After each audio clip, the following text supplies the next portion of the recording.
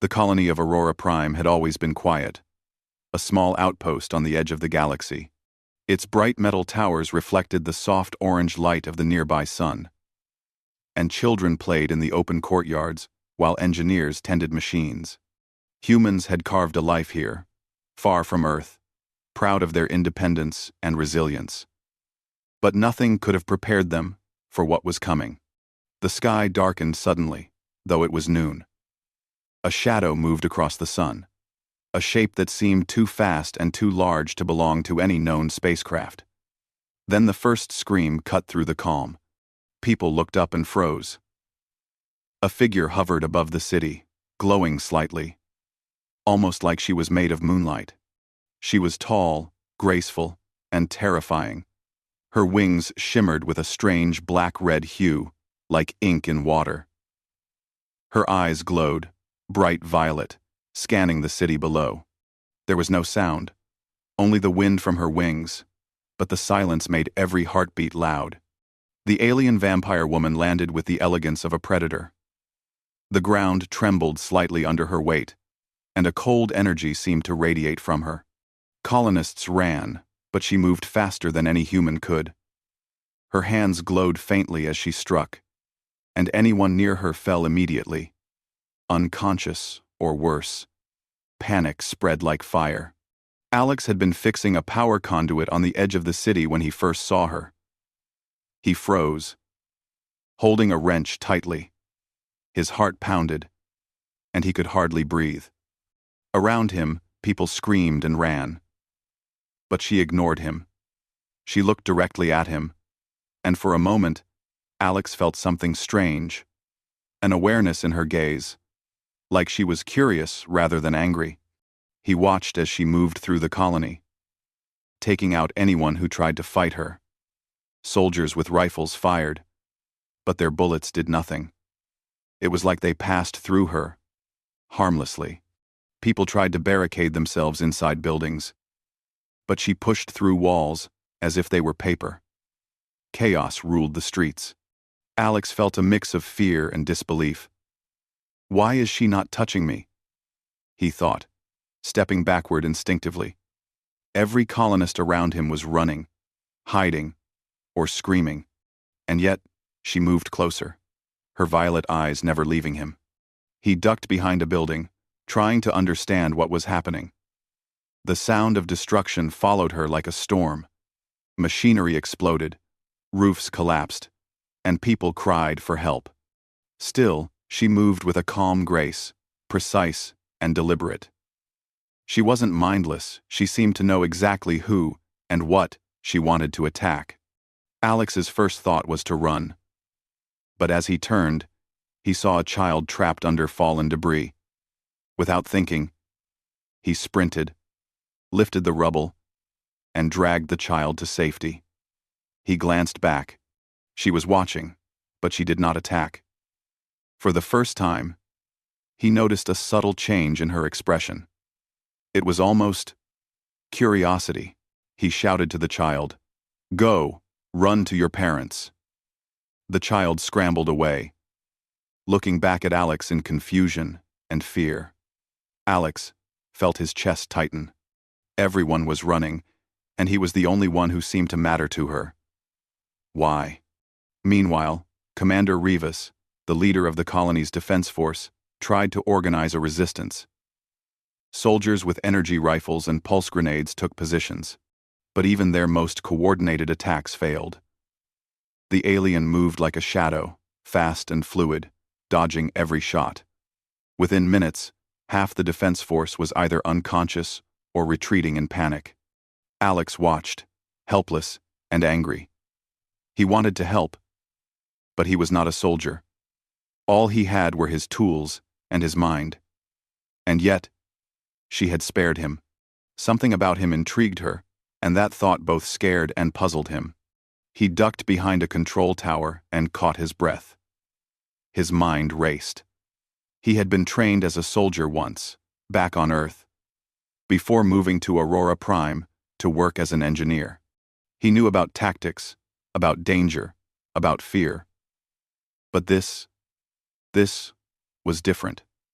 This was something beyond any battle he had ever faced. From his hiding place, he could see the alien moving through the city center. She raised her hand, and a group of soldiers froze mid-step, unable to move. Then she touched them, and they collapsed silently. Alex realized he had to understand her. Running alone would not help anyone. He needed to find a way to protect people, maybe even communicate with her. But first, he had to survive long enough to figure it out. He peeked out and saw a small group of colonists trapped near the city's energy plant. They were cornered by her presence. The alien looked at them, then at Alex. It was almost as if she were saying, "Do you understand what I see?" Alex did not understand, but he knew he had to act. Using his knowledge of the colony's systems, Alex triggered an emergency barrier near the plant. A section of the energy conduit glowed, creating a bright wall of force. It slowed her momentarily. She paused, tilted her head, and then with a swift motion, broke through it. Alex had bought only seconds, but it was enough for some colonists to escape. His mind worked quickly. He needed another plan, one that would not rely on brute force. He remembered the abandoned drone station nearby. If he could access it, he could create a distraction, maybe lead her away from the colonists. It was dangerous, but Alex had no choice. He ran toward the station, weaving through the chaos. Debris fell around him. People screamed. Explosions shook the ground. And yet, she followed. Her gaze locked on him.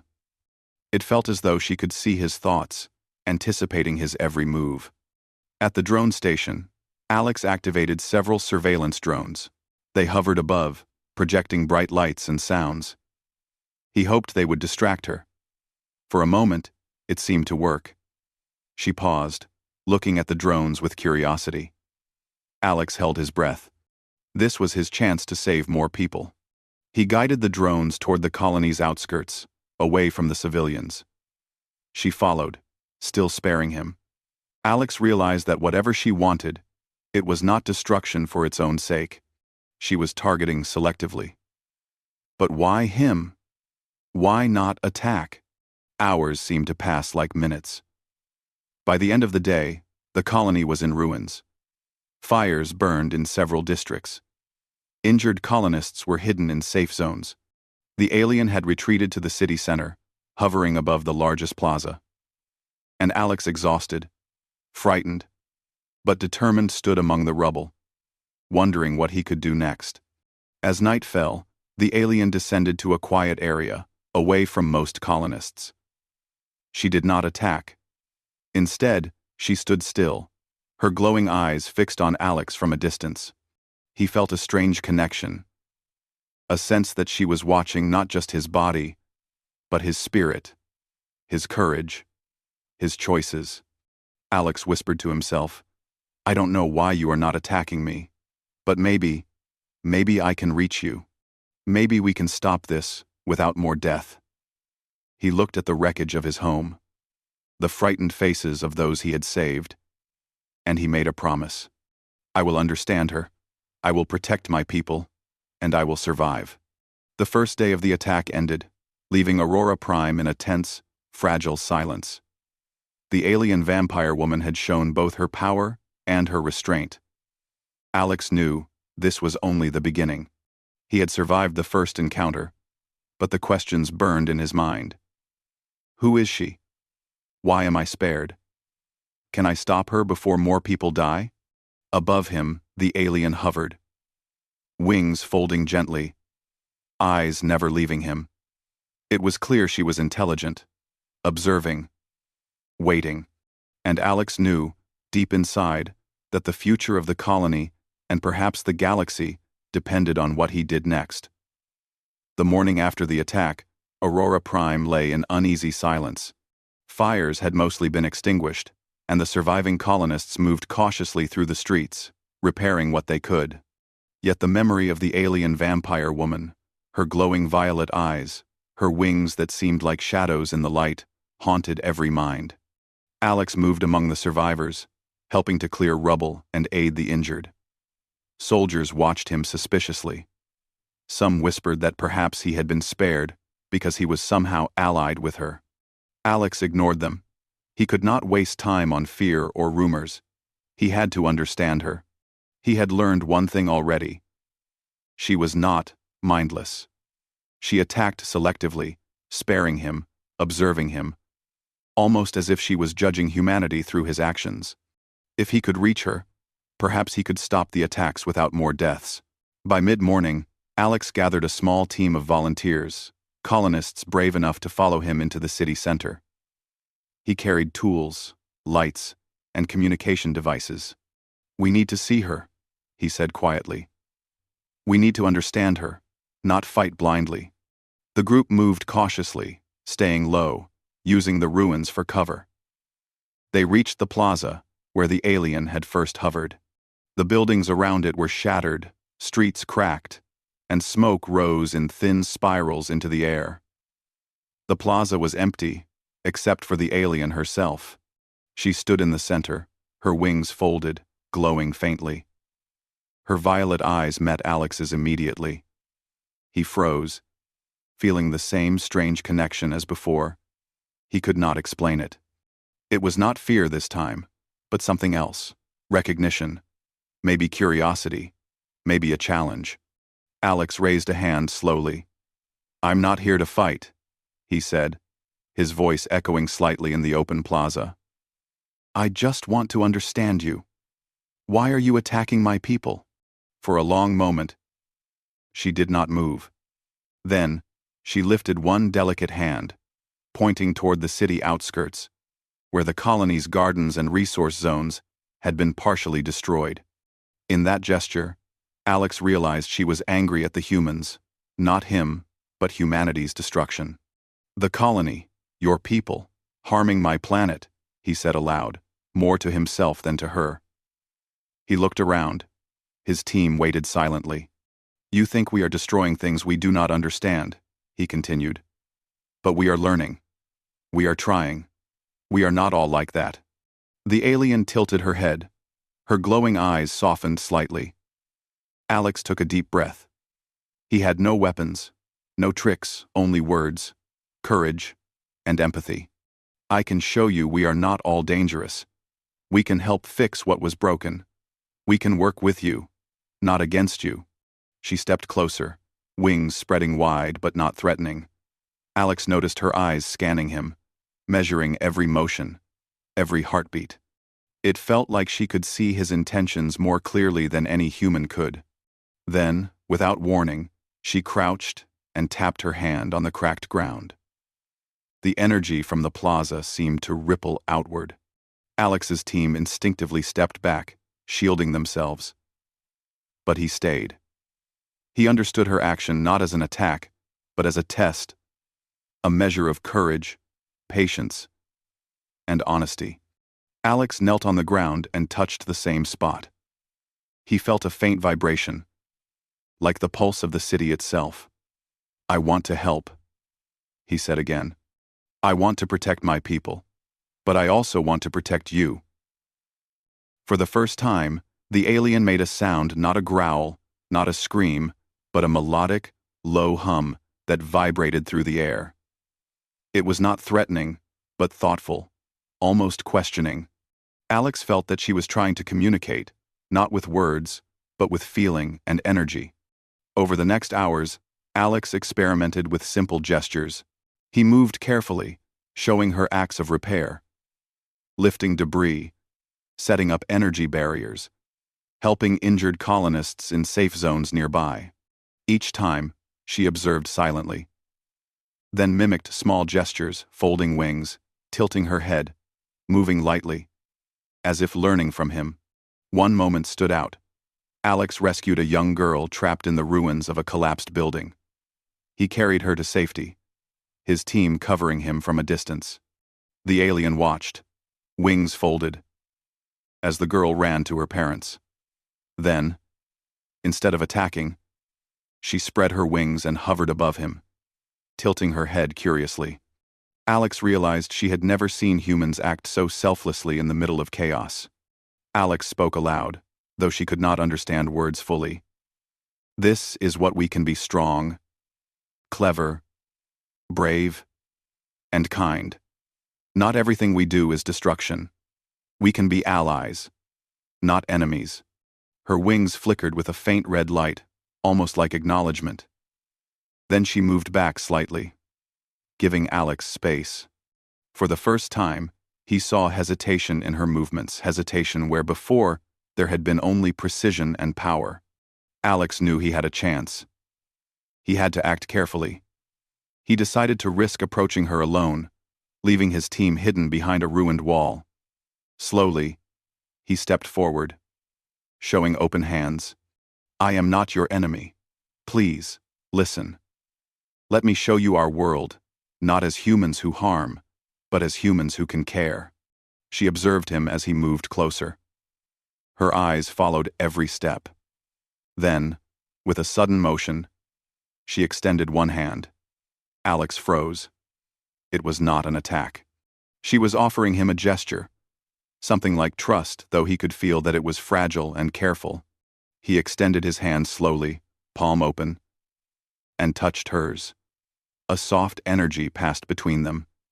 He felt her strength, her loneliness, her purpose, and he realized she was not evil. She had been forced into aggression by fear and misunderstanding. "I can help you," Alex whispered. "We can stop more destruction together. I can show your world that humans are not all dangerous." The alien made a low hum again, wings folding gently. She seemed to consider him, not as prey, but as a bridge between her and the humans.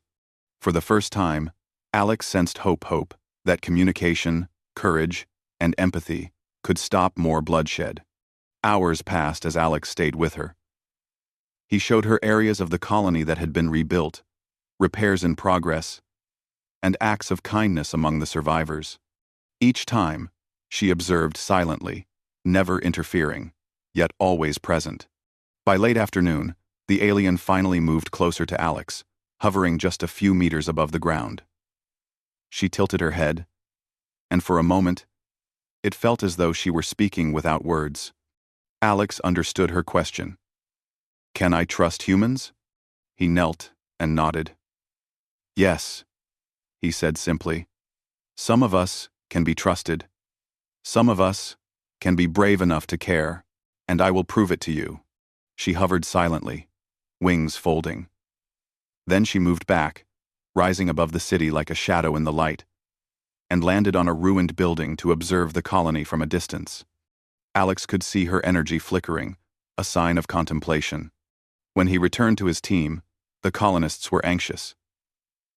"She's still here, but she's thinking. I think she is watching us now, not attacking. She may be trying to understand us." The colonists exchanged uncertain glances. Fear lingered, but hope also grew. Alex realized that if he could continue to show her the best of humanity, courage, intelligence, compassion, he might prevent further attacks. As night fell, Alex returned to a temporary safe zone, with the alien watching silently from above. He sat alone for a moment, reflecting on the day.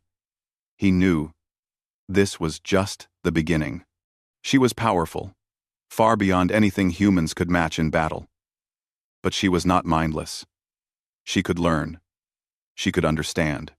And Alex realized something profound.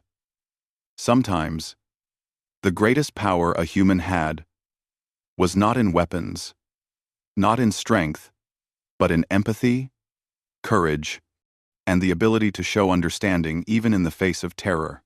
He prepared for the next day, gathering supplies, planning ways to help the colony, and thinking of ways to continue communicating with her.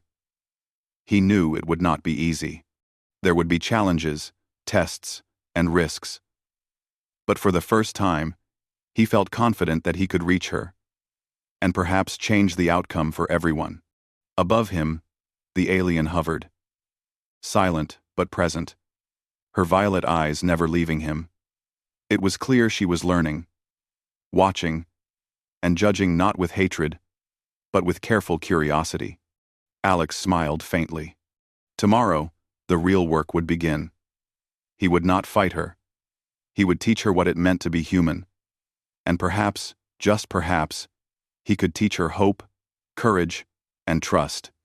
And in that moment, amidst the ruins and the fear, Alex understood something important. Survival alone was not enough. To save his colony, and maybe the galaxy, he would need to show her the best of humanity.